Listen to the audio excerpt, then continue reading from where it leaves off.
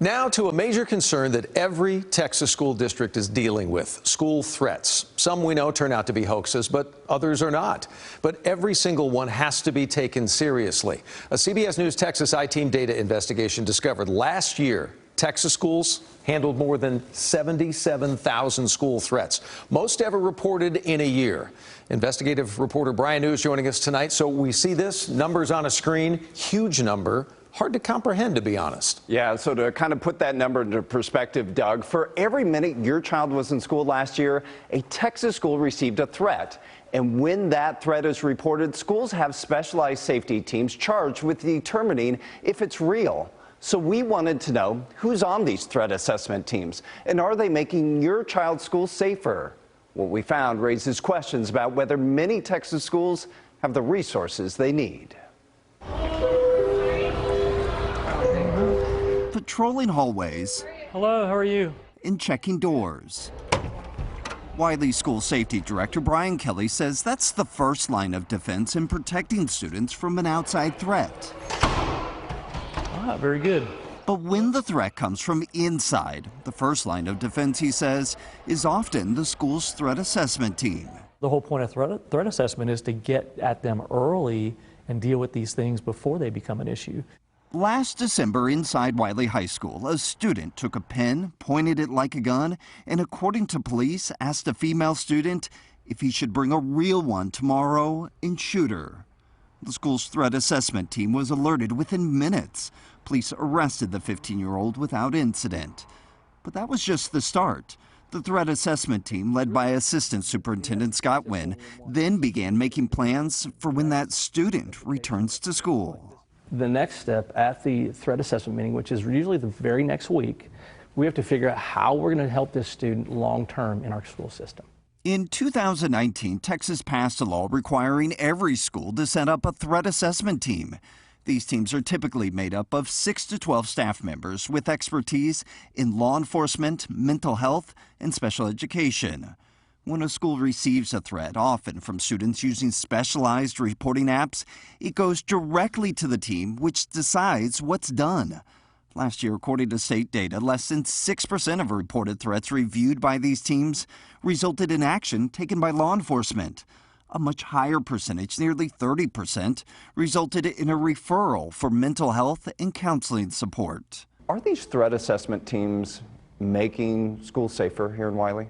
I would absolutely say they are. It makes our students feel safer, makes our parents understand their students are safe, and our staff as well. But not everyone is convinced that these teams are working in every school.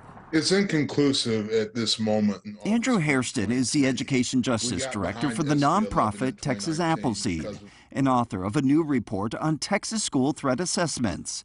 Hairston said while these teams are well-intentioned, without proper training, threat assessments could end up doing more harm to some students accused of making a threat, as well as to some students who report a threat.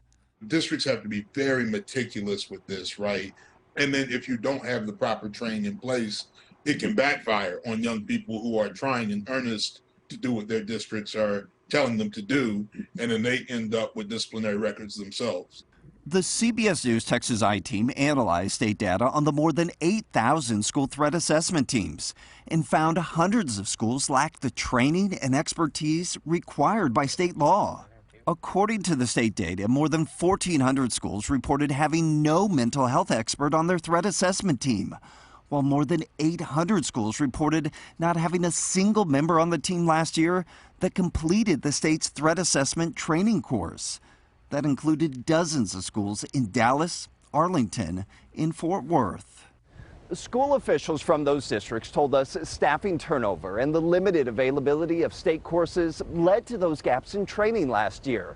But those gaps are closing. In fact, Dallas ISD here told us that any team member that had not yet met the certification requirement is scheduled for training this month. All right, this time, all your trash.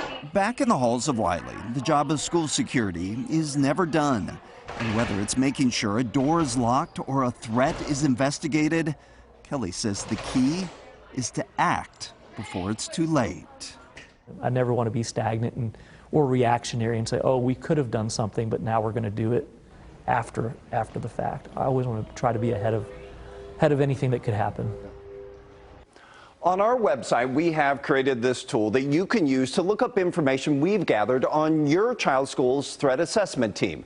Now, the way it works is you enter the name of your school here, and you can see how many reported threats your school received, as well as information about how they handled that threat. Doug, it's important to note that all of this information is from the Texas Education Agency, which is required to collect it from schools. So I take a look at this, and from a parent perspective, one of my first thoughts is, okay, how do I find out if maybe my child is being looked at by this threat assessment team? Would I know that? Yeah, so Texas lawmakers actually passed a bill this last session requiring parents to be notified. And I know we often think of cases of students threatening to harm other students, but when you look at the data, there's actually a higher percentage of threats of students reporting that they are going to harm themselves. Brand new insight. Thank you, sir.